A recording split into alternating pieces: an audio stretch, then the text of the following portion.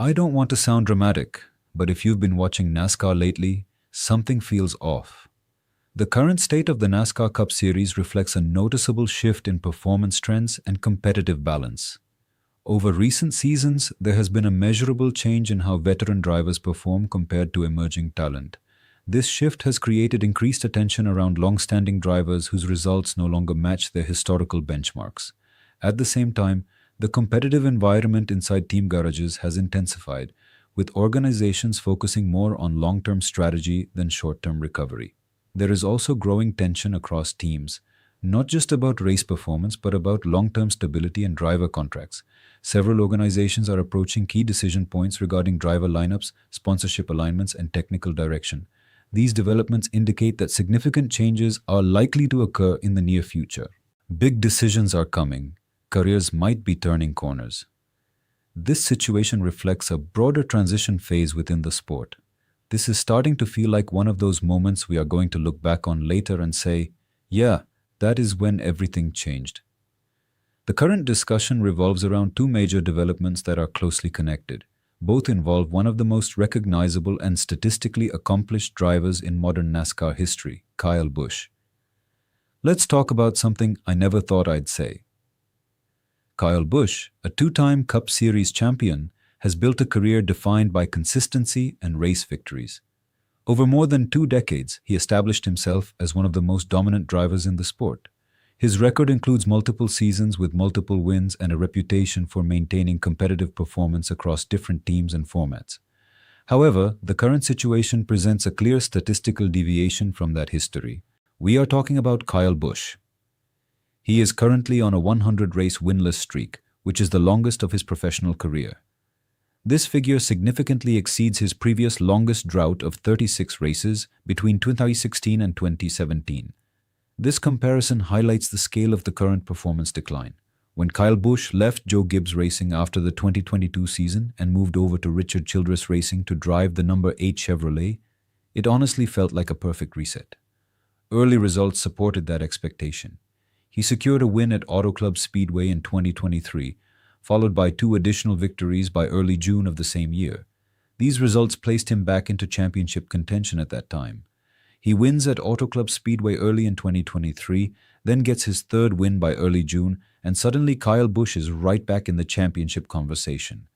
However, subsequent seasons have not produced similar outcomes. There were no wins for the remainder of 2023, followed by 0 wins in 2024, 0 wins in 2025, and no wins through the opening races of 2026, and that has never happened at this point in any of his previous 21 seasons.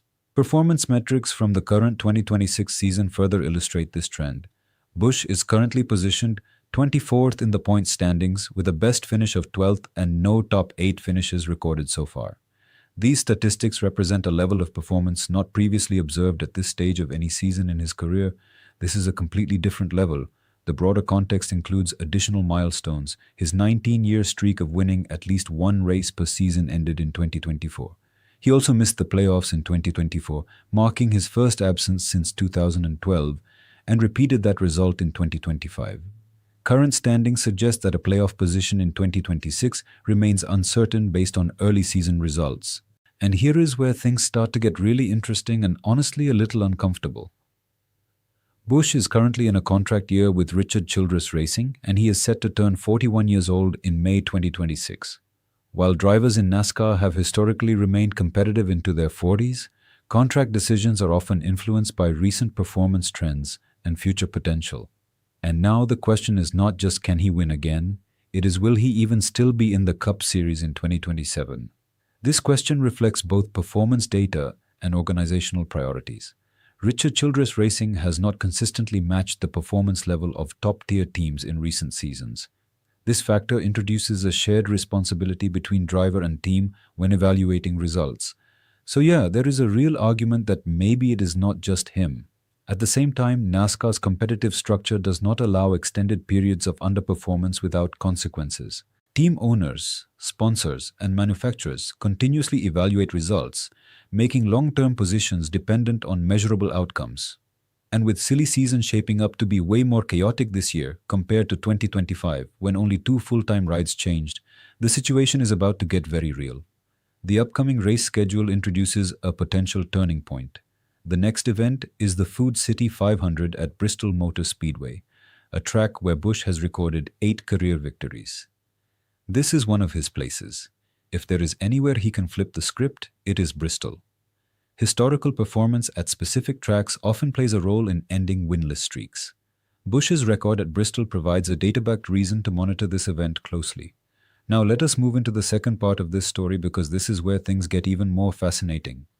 The focus now shifts to potential future scenarios. If Busch does not continue with Richard Childress Racing beyond 2026, several options are under discussion.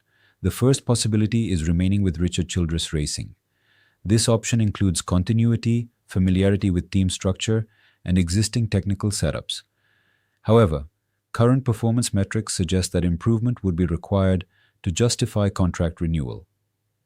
The second option involves Spire Motorsports. This one actually makes a lot of sense. Busch previously sold Kyle Busch Motorsports to Spire after the 2023 season, establishing a direct organizational connection. He has also competed in and won races with Spire in the Truck Series, indicating operational compatibility. There is history there is chemistry there. Additionally, long-term considerations include the development of his son, Brexton Busch, within the racing system. This creates a potential alignment between professional and personal objectives. The third option is Hendrick Motorsports. This scenario represents a return to the organization where Busch began his Cup Series career over 20 years ago. We have learned not to rule things out in NASCAR. This possibility is dependent on roster changes, particularly involving Alex Bowman. Performance and availability factors would determine whether a veteran driver becomes a preferred option.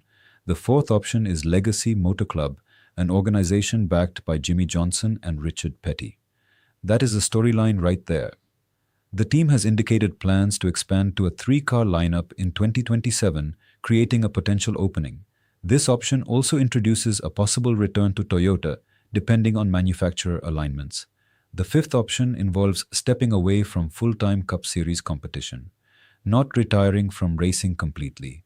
Busch has previously indicated an interest in pursuing a Truck Series championship, which would remain a viable competitive path. Participation at that level would position him as an immediate title contender based on historical performance. But let us be real, that is probably not what most fans want to see. Data suggests that drivers with Busch's career profile often aim to extend their presence in the Cup Series as long as competitive opportunities exist. And that is really what this whole story comes down to. This situation is defined by measurable statistics, contract timelines, and organizational decisions. It reflects a broader transition within NASCAR involving both veteran drivers and emerging talent. This is not just about a winless streak. It represents a key moment in evaluating the trajectory of one of the most statistically accomplished drivers of his era. This is about the future of one of the greatest drivers of this generation. Is this the beginning of the end or just the setup for one last comeback? This question is directly tied to upcoming races, contract negotiations, and team decisions that will unfold throughout the 2026 season.